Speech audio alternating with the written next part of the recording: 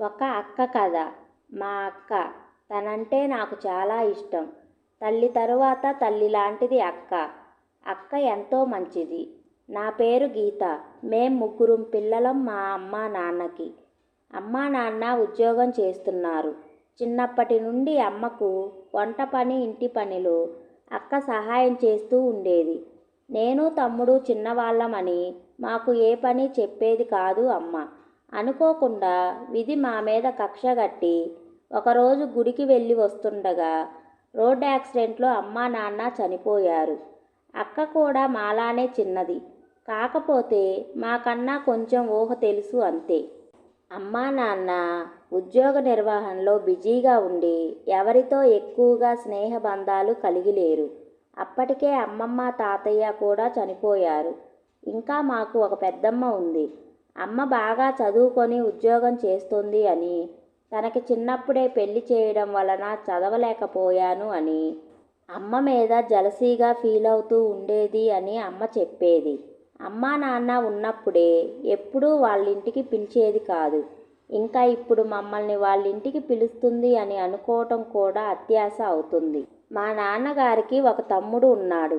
కానీ ప్రేమ వివాహం చేసుకున్నాడు అని అప్పట్లో ఇంట్లో నుండి పంపించేశారు. బాబాయ్ అడ్రస్ తెలీదు. మా అమ్మా నాన్నకి వచ్చిన ఇన్సూరెన్స్ డబ్బుతో మా నాన్నగారి స్నేహితుడు సహాయం చేస్తున్నారు. కానీ వాళ్ళ అమ్మగారికి అది ఇష్టం లేదు. ఎవరికీ లేని బాధ నీకెందుకు అని తిడుతూ ఉండేది. వాళ్ళ భార్య కూడా మమ్మల్ని ఇంటికి రానించేవారు కాదు. తల్లిదండ్రులు లేనివారు అంటే అందరికీ చిన్న చూపే కదా. ఒకప్పుడు మా నాన్నగారు చాలా సహాయం చేశారంట. అక్క చెప్పింది. ఆ కృతజ్ఞత అంకుల్కి ఉన్నా వాళ్ళింట్లో మాత్రం ఒప్పుకోవడం లేదు. అలా 4 ఏళ్ళు గడిచింది. అక్క పెద్దదయింది. సంతోషాలు సరదాలు తీర్చడానికి ఎవరూ లేరు. కానీ పక్క ఇంటి కాంతమత్త మాకు చిన్న చిన్న సహాయాలు చేసేది. దిక్కులేని వారికి దేవుడే దిక్కు అని ఆ దేవుడు ఏదో ఒక రూపంలో సహాయం అందిస్తున్నాడు. అంకుల్ వయసు అయిపోతుంది. ఇంట్లో ఒత్తిడి కూడా పెరిగిపోతుంది. అందుకే అంకుల్కి భారంగా కాకూడదు అని అక్క నిర్ణయించుకుంది. అక్క బట్టల షాపులో పని చూసుకుంది. చదువు మానేసింది. నన్ను తమ్ముణ్ణి మాత్రం గవర్నమెంట్ స్కూల్లో చేర్పించి చదివిస్తుంది. అక్కకి సాయంగా నేను షాపులో పనికి వస్తాను అని చెప్పాను. కానీ అక్క ఒప్పుకోలేదు. నాన్నగారు ఎప్పుడూ చెప్పేవారు బాగా చదువుకొని ఐఏఎస్ అధికారి అవ్వాలి అని. నాకు అవకాశం లేదు. కానీ నువ్వు నాన్న కల తీర్చాలి అంది. అప్పుడప్పుడు అక్క పెద్దమ్మని కలిసేది. కానీ ఆవిడ నోటి మాటలతోనే ప్రేమ చూపించేది. ఏమీ సహాయం చేసేది కాదు. ఎందుకక్క ఆవిడని కలుస్తావు అని తిట్టేదాన్ని. కానీ అక్క మాత్రం నవ్వుతూ ఇలా అనేది. ఎప్పుడు ఏ పరిస్థితి ఎలా మారుతుందో తెలియదు కదా. అమ్మ అప్పుడు పెద్దమ్మకి సహాయం చేయలేదు. పెద్దమ్మకు అమ్మ మీద ఏడుపు అని దూరం పెట్టేసింది. అదే తన బాధ ఏమిటో అడిగి తెలుసుకుంటే ఎంతో కొంత సహాయం చేసి ఉంటే ఈరోజు మనకి ఈ పరిస్థితి రాదు కదా అని చెప్పింది. డబ్బు మనిషిని మార్చేస్తుంది. బంధాలను విడదీస్తుంది. అన్నీ ఉన్నప్పుడు ఎవరికి ఎవరు గుర్తురారు. అన్నీ కోల్పోయాక ఏదీ తిరిగి రాదు. అంత చిన్న వయసులోనే మా అక్క అది తెలుసుకుంది. తల్లిదండ్రులు చేసే మంచి అయినా చెడు అయినా అవి పిల్లలు అనుభవించాలి. అదే విధిరాత. ఎవరూ తప్పించలేరు. అలా మేము పెరిగి పెద్దవాళ్ళం అయ్యాం. నాన్న కోరుకున్నట్లుగా సివిల్స్ ఫిలిమ్స్లో క్వాలిఫై అయ్యాను. మెయిన్స్కి ప్రిపేర్ అవుతున్నాను. తమ్ముడు ఇంటర్ పూర్తి చేశాడు. వాడికి డాక్టర్ అవ్వాలి అని కోరిక. బాగా చదివి మెడికల్ ఎంట్రన్స్లో సీటు సంపాదించాడు.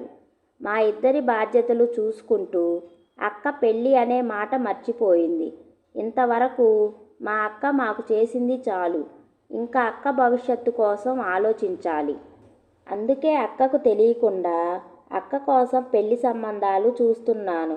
అక్క అందంగా ఉంటుంది. బాగా వంట కూడా చేస్తుంది.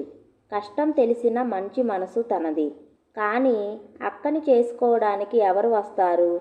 చదువు, అందం, ఉద్యోగం, బాగా కట్నం పెడితేనే అమ్మాయిలకు పెళ్ళిళ్ళు కావడం లేదు. కానీ దేవుడు ఉన్నాడండి.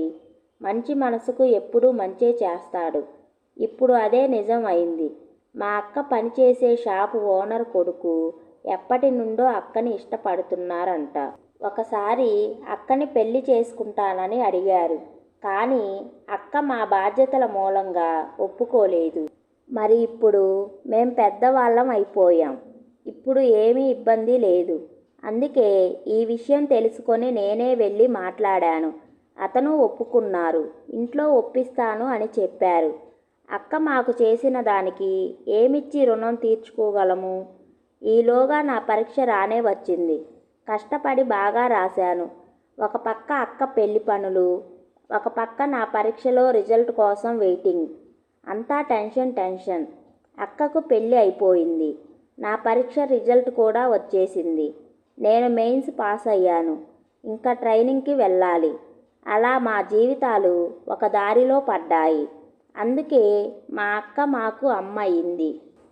Thanks for watching. ఈ స్టోరీ కనుక మీకు నచ్చినట్లయితే ప్లీజ్ లైక్ చేయండి, షేర్ చేయండి, మా ఛానల్ని సబ్స్క్రైబ్ చేసుకోండి.